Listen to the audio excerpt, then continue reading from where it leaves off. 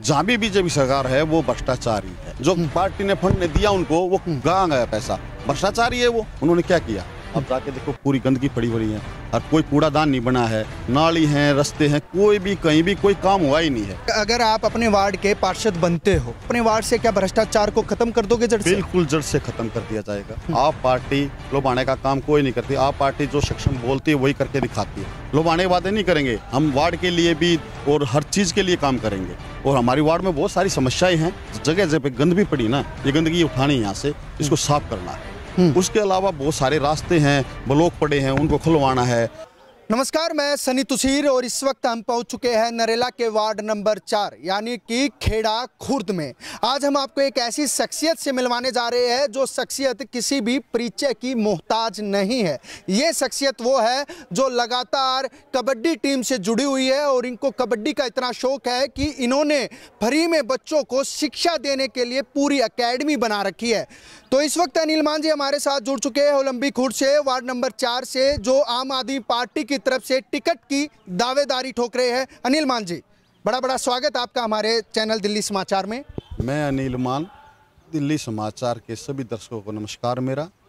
मैं आम आदमी पार्टी की तरफ से Olympic Khurd ward number 4 ticket के लिए दावेदारी।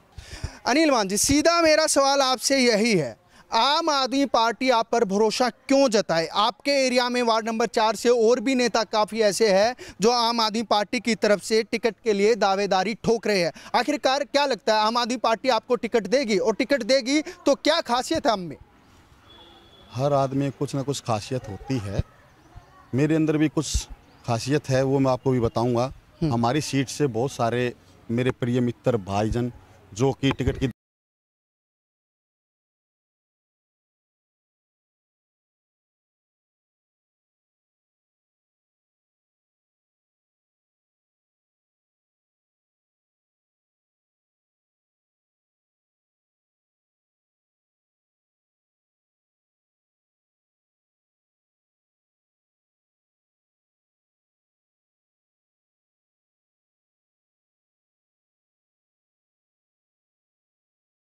की कोई जगह नहीं थी, तो ये कुछ मेरी ज़मीन थी यहाँ पे, आप देख रहे हो।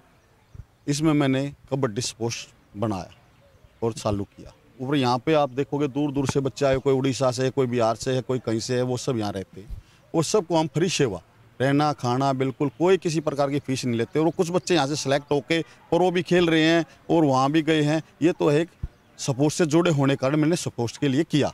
चलिए अनिल मान जी, आपको टिकट मिल भी जाती है, आम आदमी पार्टी आपको भरोसा जताकर आपको टिकट दे भी देती है। क्या लगता है उसके बाद आपके क्षेत्र के लोग, जो वार्ड नंबर 4 के लोग हैं, क्या लगता है वो भी आप पर भरोसा जताएंगे? वार्ड नंबर 4 हमारा कई गांव आते हैं, जैसे खेड़ा खुर्द है, नयावास है, होलंबी है, ओलंपिक कला है, सन्नोट है, मेट्रो है। ये सब हमारे वार्ड नंबर में आते हैं। पहले तो हम अपने गाँव की बात कर लेते हैं। हमारे गाँव के जो बुजुर्ग हैं, हमारे दादाजी हैं, बड़े भाई हैं, ताऊ जी हैं, जो हमारे साथ रहे, उन्होंने मेरे को बहुत प्रेरित किया। हमने ये किया शुरुआत। फिर गांव में कोई भी सामाजिक कार्य होता है, जैसे ब्लड कैंप लगाना और आँखों वगैरह, आँखों का हर चीज़ का ऑपरेशन वगैरह जो बुज़ुर्गों के लिए मैंने किया। अरविंद जी ने जो तीर्थ यात्रा के लिए किया, वो हमने उनसे जुड़ के सबको वहाँ भेजना, ये काम के लिए अच्छा काम किया है। अच्छा चलिए ठीक है, आप चुनाव तो लड़ोगे, तो चुनाव लड़ने के क्या क्या एजेंडे रहेंगे आपके? किस तरीके से आप जनता को लुभावने का कार्य करेंगे? अगर आप सीट पर बैठ भी जाते हो तो आप अपने वार्ड नंबर 4 की जनता के लिए कौन से ऐसे कार्य होंगे जो आप अपने वार्ड की जनता के लिए करोगे? वो सब में वार्ड की जनता के लिए जो कार्य करना, हमारे लुभाने के काम नहीं कर रहे हैं। पार्टियां बीजेपी और कांग्रेस करती है लुभाने का काम। आप पार्टी लुभाने का काम कोई नहीं करती। आप पार्टी जो सक्षम बोलती है वही करके दिखाती है। अरविंद जी ने जो कहा वो किया, सबके सामने है। अब जब एमसीडी में हमारी सरकार आएगी तो हम लुभाने की बातें नहीं करेंगे। हम वार्ड के लिए भी और हर चीज़ के लिए काम करेंगे। और हमारी वार्ड में बहुत सारी समस्याएं हैं।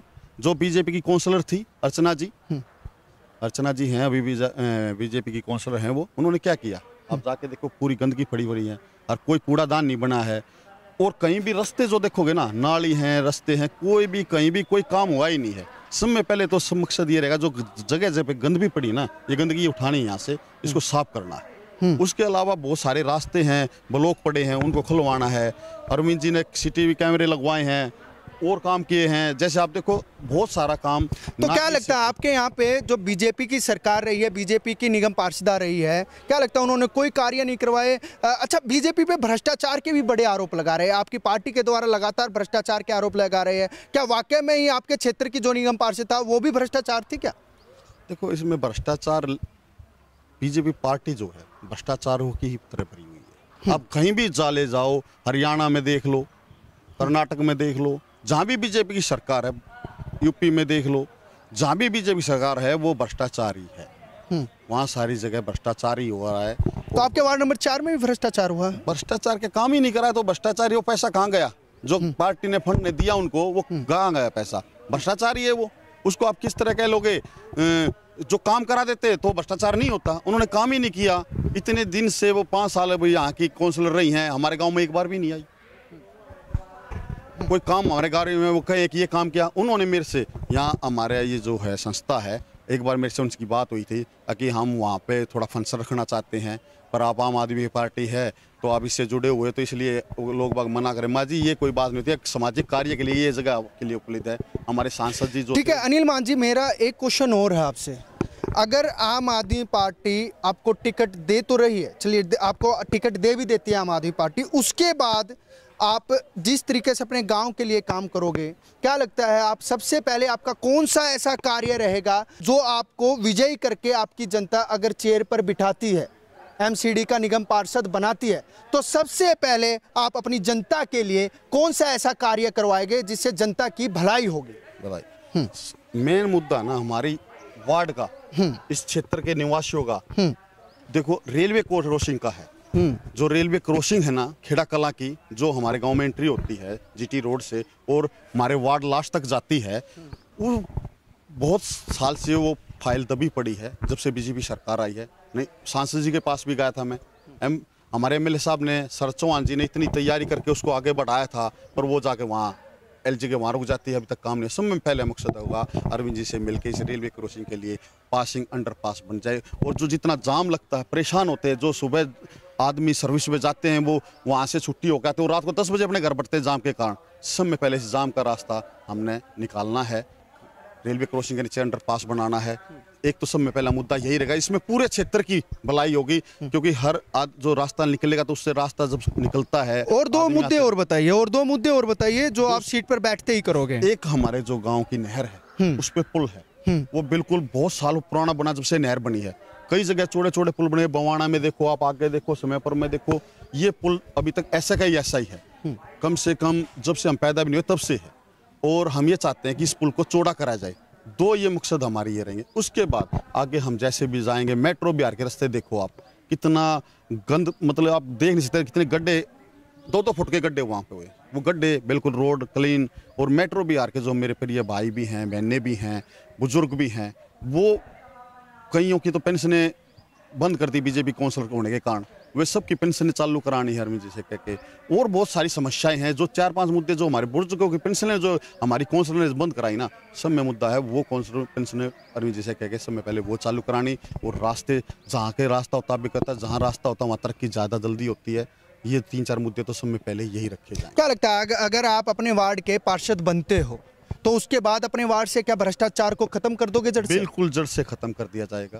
अगर भ्रष्टाचार जहाँ होता है, जो आदमी पैसे के लालच में सीट पे आता है और पैसे कमाने की सोचता, मैं पहले ही आपसे बता चुका कि मैंने यहाँ जो कर रखा है, या गांव में आप जाओ पूछो, गांव में कोई आदमी एक बोल दे कि भ्रष्टाचार, या अपनी तरफ से मैंने अरविंद जी से भी एक बार मैं मिला था, हमारे गाँव में यहाँ कबड्डी का टूर्नामेंट था, वो आए थे, उन्होंने मेरे आए थे तो बात हुई थी कि स्पोर्ट्स कॉम्प्लेक्स यहाँ बनाना था। उन्होंने मेरे को आश्वासन भी दिया था कि आपके स्पोर्ट्स कॉम्प्लेक्स, उन्होंने तैयारी भी पूरी फाइल कर रखी है, और स्पोर्ट्स कॉम्प्लेक्स हमारी जमीन पड़ी है ग्राम सभा की, उसमें बनाएंगे अरविंद जी। अनिल मान जी, अगर आप पार्षद बन भी जाते हो तो क्या आप अपने एरिया में स्पोर्ट्स कॉम्प्लेक्स, क्योंकि आप स्पोर्ट्स से जुड़े हो इसलिए मेरा ये क्वेश्चन है आपसे, अपने एरिया में स्पोर्ट्स कॉम्प्लेक्स या खेलों को भी बढ़ावा देंगे? क्योंकि अक्सर ये देखा जाता है कि पार्षद तो बन जाते हैं लेकिन ज़मीनी स्तर पर काम नहीं किया जाता है, जिससे हमारे देश का नाम रोशन हो, हमारी दिल्ली का नाम रोशन हो, हमारे घर का नाम रोशन हो, हमारे वार्ड का नाम रोशन हो। आपकी तरफ से स्पोर्ट्स को लेकर क्या क्या किए जाएंगे?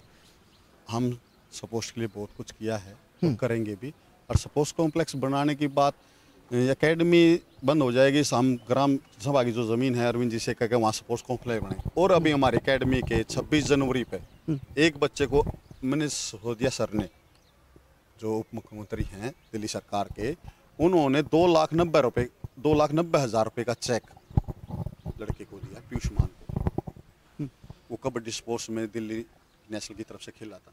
तो आपके द्वारा क्या क्या किया जाएगा? वो बच्चा हमारी एकेडमी था। हमारे लिए जो अभी जमीन सतह से, जैसे मेट्रो के बच्चे हैं, गांव के दूसरे के बच्चे हैं, सब यहाँ आते हैं, खेलते हैं, उन बच्चों के लिए हम पूरे भविष्य में किट, जूते, हर चीज़ सुविधाएं करा रहे हैं। उनको साथ लेके ऊपर जाएंगे और आगे उनके भविष्य के लिए बहुत कुछ करेंगे। मतलब कि जो गरीब परिवार से बच्चे आते हैं उनको पूरी तरीके से आप सहारा देते हो, हर चीज़ वो प्रोवाइड करवाते हो, जो खेल से जुड़ी चीज़ें होती है वो सब कुछ क्या free of cost? Free of cost. किसी बच्चे से आप देखोगे, अभी तो बच्चे क्लासों में गए हुए पढ़ते भी हैं वो बच्चे, ऐसा नहीं कि यहाँ खेलते खेलते हैं, स्कूल में एडमिशन भी करा रखे हैं उनके, पढ़ते भी हैं, बाहर के भी बच्चे रहते हैं। और अगर हमारे पार्टी मेरे को मौका देती है यहाँ से कौंसलर टिकट देकर चुन के आता हूँ, तो मैं सपोर्ट्स कौंसलर, तो सब में पहले प्रोजेक्ट यही रहेगा कि सपोर्ट्स कौंसलर और रेलवे क्रॉसिंग और जो मैंने रास्ते के मुद्दे बताए हैं, यही। चलिए ठीक है, केजरीवाल सरकार तो आप पर भरोसा अगर जता लेती है, आपको टिकट मिल जाती है, क्या आपके वार्ड नंबर 4 के भी लोग आप पर पूरा भरोसा जता पाएंगे? क्या लगता है कि आपको भी भारी बहुमत से विजय बना सकते हैं अगर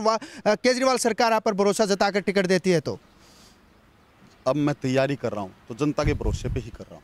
जनता ने, मैं जैसे जाके मिला हूँ हर आदमी से, उन्होंने भरोसा दिखाया तभी तो मैंने तैयारी की है। अगर जनता भरोसा मेरे पे नहीं दिखाती तो मैं भी घर पे बैठ जाता।